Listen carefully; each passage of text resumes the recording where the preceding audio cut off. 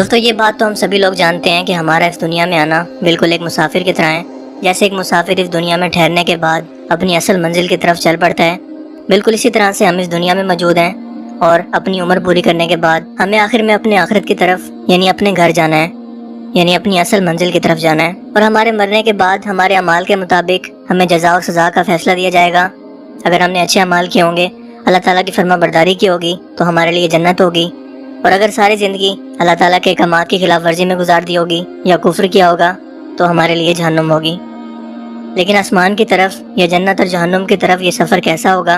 اور سب سے بڑی بات کہ کیا اپنے ایسے پیارے لوگوں سے جن سے ہم مل چکے ہیں، جو دنیا میں ہمارے ساتھ تھے، مثلاً ہمارے ماں باپ، بہن بھائی یا کوئی بھی اور رشتہ دار جو اب اس دنیا سے جا چکے ہیں، کیا کبھی ہم مرنے کے بعد ان سے کبھی مل پائیں گے؟ انہی دونوں سوالوں کے جواب ہم آج کی اس ویڈیو کے اندر اسلامی روایت کی روشنی میں جاننے کی کوشش کریں گے۔ اسلامی روایت سے ہمیں پتہ چلتا ہے کہ جب کسی کافر کی موت آتی ہے تو ڈراؤنی شکل والے دو فرشتے اس کے سامنے آتے ہیں۔ ایک بہت ہی ڈراؤنی شکل میں آ کر اس کی روح کو قبض کرتا ہے اور بہت ہی دردناک انداز میں۔ لیکن اس کے برعکس جب کسی نیک انسان کی موت ہوتی ہے یا اس کی روح کو نکالا جاتا ہے تو اس کے لیے آسمان سے دو نورانی فرشتے جو اتنے زیادہ نورانی ہوتے ہیں کہ جیسے سورج کی روشنی بھی ان کے سامنے مان پڑ جائے، وہ اس انسان کے سامنے آتے ہیں۔ ان کے ساتھ ملک الموت ایک بہت ہی زیادہ نورانی شکل کے اندر اور خوبصورت شکل میں شخص کے سامنے آتے ہیں۔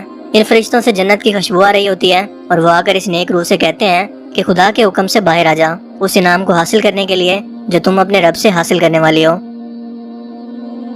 اللہ کے رسول نے فرمایا کہ نیک انسان کے جسم سے روح ایسے نکلتی ہے جیسے جگ سے پانی گر رہا ہو، یعنی بہت ہی اسموتھ، سافٹ اور خوبصورت انداز میں، اور ظاہر ہے کہ یہ مثال سمجھانے کے لیے دی گئی ہے۔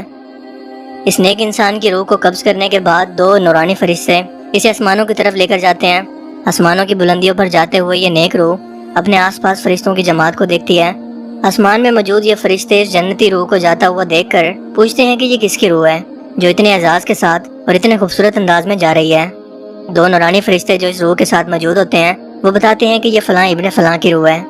پھر یہ روح پہلے آسمان پر پہنچتی ہے اور پہلے آسمان کے دروازے پر پہنچ کر وہاں موجود فرشتے پوچھتے ہیں کہ یہ کون ہے۔ ان فرشتوں کو بتایا جاتا ہے کہ یہ فلاں ابن فلاں کی روح ہے جو کہ جنت میں جا رہی ہے۔ اب جنت میں جانے کے لیے پہلے آسمان پر یہ دروازہ آسمان کے پہلے دروازے پر موجود ہے۔ اب واللہ عالم کہ اس دروازے سے کیا مراد ہے۔ اگر ہم سائنس کے نظریے سے دیکھیں تو یہ کوئی بلیک ہول بھی ہو سکتے ہیں، جس کے بارے میں سائنس کہتی ہے کہ یہ ایک کائنات سے دوسری کائنات تک جانے کا راستہ ہے، یا پھر یہ پراپرلی کوئی دروازہ ہی ہو سکتا ہے۔ واللہ عالم کہ اس کی ریئلٹی کیا ہے۔ لیکن اس کے بعد یہ فرشتے اس روح کو لے کر دوسرے آسمان پر جاتے ہیں اور وہاں بھی یہی پروسیس رپیٹ ہوتا ہے۔ دوسرے آسمان کے دروازے پر موجود فرشتوں کو بھی بتایا جاتا ہے کہ یہ فلاں کی روح ہے اور جنت میں جا رہی ہے۔ اس کے بعد ہوتے ہوتے وہ روح 7 آسمانوں پر جاتی ہے اور اس کے بعد پھر جنت میں۔ لیکن اللہ کے رسول نے فرمایا کہ اس عمل سے پہلے، یعنی کہ جنتی روح کے جنت میں جانے سے پہلے، اللہ پاک ایک بار پھر سے اس روح کو حکم دیتے ہیں کہ اپنے مادی جسم میں داخل ہو جا۔ جب سارے کے سارے رشتہ دار اس کے مادی جسم کو دفنا کر واپس جا رہے ہوتے ہیں تو اللہ پاک پھر سے اس روح کو اس کے مادی جسم میں داخل کرتے ہیں، جس کے بعد دو فرشتے منکر اور نکیر حساب لینے کے لیے اس کی قبر میں آتے ہیں اور اسے 3 سوال کرتے ہیں۔ اور وہ 3 سوال یہ ہیں: تیرا رب کون ہے؟ تیرا دین کیا ہے؟ اس شخص کے بارے میں تم کیا سوچتے ہو، یعنی کہ محمد صلی اللہ علیہ وآلہ وسلم کے بارے میں۔ اگر کوئی مسلمان روح ہے تو وہ جواب دیتی ہے کہ میرا رب اللہ ہے، میرا دین اسلام ہے، اور محمد صلی اللہ علیہ وآلہ وسلم اللہ کے بندے اور اس کے رسول ہیں اور میرے آقا ہیں، جبکہ کافر کے منہ سے ایسے کوئی الفاظ نہیں نکلتے۔ جب یہ جنتی روح ان تینوں سوالوں کے صحیح جواب دے دیتی ہے تو اس کے لیفٹ سائڈ پر دوزخ کی آگ کا دروازہ کھلتا ہے اور بتایا جاتا ہے کہ یہ وہ جہنم ہے جس سے تم نے خود کو بچا لیا۔ اللہ کے حکم پر عمل کرنے کے بعد تم نے اس سے نجات حاصل کر لی۔ اور اس کے بعد اس کی رائٹ سائڈ کا ایک دروازہ کھلتا ہے جو کہ جنت کا دروازہ ہوتا ہے، اور اسے بتایا جاتا ہے کہ یہ ہے وہ مقام جو تم نے اللہ تعالیٰ کی رضا کے اندر خود کو راضی کر کے اور دنیا کے اندر اس کے احکامات کے مطابق زندگی گزار کر اسے حاصل کر لیا۔ یہ آخرت کے اندر تمہارا مقام ہے، یعنی کہ اسے اپنا مقام پہلے ہی دکھا دیا جاتا ہے کہ وہ جنت میں جانے والا ہے یا دوزخ میں۔ اس کے بعد یہ روح 7 آسمانوں کی طرف سفر کرتی ہے اور کہا جاتا ہے کہ 7 آسمانوں پر ایک ایسی جگہ موجود ہے جو کہ جنت اور جہنم کے درمیان میں موجود ہے۔ یہ روحیں وہاں پر انتظار کرتی ہیں جب تک کہ قیامت کا وقت آئے اور ان کو ان کے اعمال کے مطابق فیصلہ سنایا جائے اور جنت اور جہنم کے اندر داخل کر دیا جائے، کیونکہ قیامت سے پہلے یہ جنت اور جہنم کے اندر داخل نہیں ہو سکتے۔ وہ سب کے سب وہاں پر انتظار کر رہے ہیں۔ لیکن سب سے اہم سوال جو یقیناً ایک نہ ایک بار آپ کے ذہن میں ضرور آیا ہوگا اور آپ اس کا جواب جاننے کے لیے ضرور بے چین ہوئے ہوں گے، خاص طور پر اس وقت جب آپ نے کسی اپنے بہت ہی پیارے کو کھو دیا ہو۔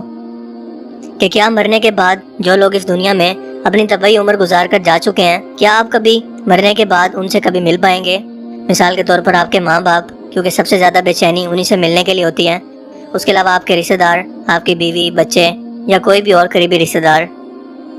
اگر میں تمام اسلامی روایات کو مد نظر رکھتے ہوئے آپ کو ایک لائن میں جواب دوں تو اس کا جواب ہے کہ ہاں، آپ ضرور مل سکیں گے۔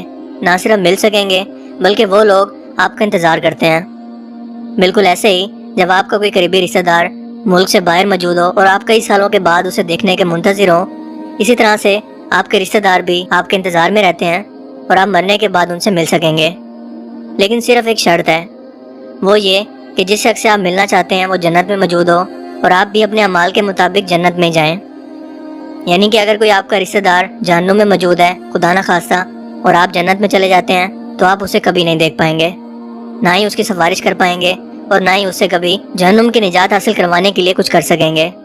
اور سیم یہی کیس جہنم کے ساتھ ہے کہ خدا نہ خواستہ آپ کو بھی اگر جہنم میں جانا پڑا اور آپ کا رشتہ دار بھی جہنم میں موجود ہوئے تو یہ لوگ آپس میں جہنم میں مل سکیں گے۔ حضرت عائشہ رضی اللہ تعالیٰ عنہ سے پوچھا گیا کہ حضور پاک صلی اللہ علیہ وآلہ وسلم کے آخری الفاظ جب وہ انتقال فرما رہے تھے وہ کیا تھے؟ ام المومنین حضرت عائشہ نے فرمایا کہ آپ صلی اللہ علیہ وآلہ وسلم کے آخری الفاظ سورہ مرسلات کے تھے۔ اس کے بعد جب آپ بہت زیادہ بیمار ہو گئے اور آپ کا بخار بہت ہی زیادہ شدت اختیار کر گیا تو آپ نے سورہ نساء کی آیت 69 اس طرح سے تلاوت فرمائی، جس کا ترجمہ کچھ یوں ہے: اور جو لوگ خدا اور اس کے رسول کی اطاعت کرتے ہیں وہ قیامت کے روز ان لوگوں کے ساتھ ہوں گے جن پر خدا نے بڑا فضل کیا، یعنی انبیاء اور صدیق اور شہداء اور نیک لوگ، اور یقیناً ان لوگوں کی رفاقت بہت ہی خوب ہے۔ اس آیت مبارکہ سے ہمیں یقین ہو گیا کہ قرآن پاک میں بھی واضح طور پر یہ لکھا ہے کہ جنتی روحیں مرنے کے بعد اپنے قریبی رشتہ داروں اور جنتی روحوں سے ملاقات کریں گی اور وہ لوگ ان کے منتظر رہتے ہیں اور ہمیشہ کے لیے ان کے ساتھ رہیں گی۔ یہ لوگ ایک دوسرے کو پہچانیں گے اور ایک دوسرے کے ساتھ رہیں گے۔ جب حضور پاک صلی اللہ علیہ وآلہ وسلم اس دنیا سے رخصت ہونے لگے تو آپ کو بہت زیادہ خواہش تھی کہ آپ اپنے قریبی رشتہ داروں کو مل سکیں، ایسے لوگوں سے مل سکیں جن کو آپ دنیا کے اندر بھی بہت زیادہ پیار کرتے تھے۔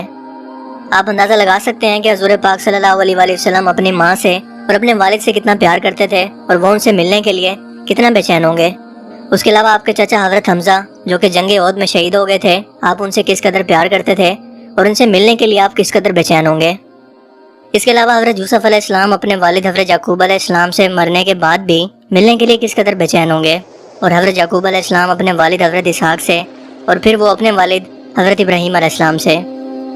اپنی وفات سے تقریباً 4 دن پہلے حضور پاک صلی اللہ علیہ وآلہ وسلم نے ابو معیبہ رضی اللہ تعالیٰ عنہ سے فرمایا کہ اللہ تعالیٰ نے مجھے حکم دیا ہے کہ میں جنت البقیع میں موجود لوگوں کے لیے جا کر دعا کروں۔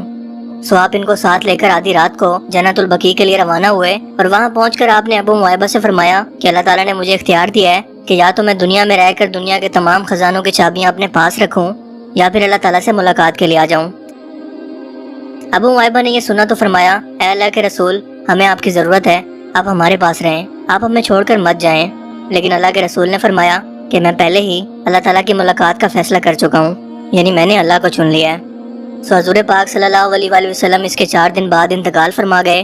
آپ کے بعد وفات پانے والے تمام صحابہ کرام کی بھی یہی خواہش تھی کہ وہ دنیا کے ساتھ ساتھ جنت میں بھی ہمیشہ کے لیے آپ کی صحبت اختیار کر سکیں، آپ کے ساتھ رہ سکیں اور ایک بار پھر سے آپ کا دیدار کر سکیں۔ ان صحابیوں کی مرنے کے بعد سب سے بڑی خواہش یہ تھی کہ ایک بار پھر سے انہیں حضور پاک صلی اللہ علیہ وآلہ وسلم کا دیدار نصیب ہو۔ آپ صلی اللہ علیہ وآلہ وسلم نے حضرت فاطمہ سے فرمایا تھا کہ میری موت کے بعد جو سب سے پہلے نیک روح مجھ سے ملے گی وہ فاطمہ تم ہوگی، اور بالکل ایسا ہی ہوا، کیونکہ حضور پاک صلی اللہ علیہ وآلہ وسلم کی وفات کے 4 یا 6 مہینے بعد ہی حضرت فاطمہ کا انتقال ہو گیا اور انہوں نے اپنے والد سے ملاقات کی۔ جب حضرت بلال حبشی رضی اللہ تعالیٰ عنہ کی موت کا وقت قریب آیا تو ان کی بیوی نے ان کے کمرے کے اندر آ کر فرمایا کہ ہائے، آج تو کتنا دکھ کا دن ہے۔ لیکن حضرت بلال نے یہ سنا تو فرمایا کہ میرے لیے تو یہ بہت خوشی کا دن ہے، کیونکہ میں اپنے آقا حضرت محمد صلی اللہ علیہ وآلہ وسلم اور ان کے ساتھیوں سے ملاقات کرنے والا ہوں۔ حضرت عثمان رضی اللہ تعالیٰ عنہ کو ان کی وفات سے پہلے ان کے گھر کا محاصرہ کر کے انہیں قید کر دیا گیا، ان پر کھانا پینا بند کر دیا گیا، آپ روزے کی حالت میں تھے۔ اسی رات کو آپ کو خواب کے اندر حضور پاک صلی اللہ علیہ وآلہ وسلم کی زیارت نصیب ہوئی۔ انہوں نے حضرت عثمان سے فرمایا، اے عثمان، ان لوگوں نے تمہیں کھانے سے اور پینے سے باز رکھا ہوا ہے، کیا تم پر کھانا پینا بند کر دیا ہے؟ حضرت عثمان نے فرمایا کہ جی میرے آقا۔ اللہ کے رسول نے فرمایا کہ اے عثمان، فکر مت کرو، کیونکہ یہ روزہ تم ہمارے ساتھ افطار کرو گے۔ جس سے یہ ظاہر ہوا کہ نیک روحیں آپ کے بارے میں سب کچھ جانتی ہیں، اور نہ صرف جانتی ہیں بلکہ آپ کے انتظار میں رہتی ہیں۔ اور مرنے کے بعد ہر جنتی روح ایک دوسرے سے ملاقات کرے گی، اور نہ صرف جنتی روحوں سے ملاقات کریں گی بلکہ اللہ کے رسول حضرت محمد صلی اللہ علیہ وآلہ وسلم سے، اپنے آقا سے بھی ملاقات کریں گی، کیونکہ جنت کے اندر جتنے بھی لوگ موجود ہیں وہ سب ایک دوسرے کو مل سکیں گے، لیکن اس کے لیے شرط یہی ہے کہ ہمیں جنت میں جانا پڑے گا۔ اور جنت میں جانے کے لیے سب سے بڑی کنجی ہے اللہ تعالیٰ کے احکامات کے مطابق زندگی گزارنا۔ اس دنیا کو چھوڑنے کے بعد اور آخرت کے اندر اپنا منفرد مقام اور جنت حاصل کرنے کے لیے، اپنے پیاروں سے ملنے کے لیے، ہمیں اس دنیا کے امتحان کے اندر کامیاب ہونا ضروری ہے، جس کے لیے ہمیں ہر لمحہ کوشش کرنا پڑے گی۔